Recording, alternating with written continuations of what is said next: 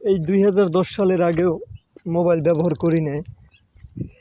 Mobile ব্যবহার করছি 14 সালের পর থেকে। এর আগে থেকে শুধু দেখছি মানে ব্যবহার করে। তো তখন কিন্তু জীবনটা খুব সুন্দর ছিল, খুবই আনন্দময় ছিল। আর এখন মোবাইল ছাড়া চলতে পারি না। হাঁটতে, বইতে, খাইতে, শুইতে মোবাইল। আর এই জেনারেশন এইভাবে চলতে আছে। আমাদের মা বাবা তারা তো এখনও মোবাইল বুঝেই না, মোবাইল চালাই না। তাদের জীবন আর আমাদের জীবন কী হবে?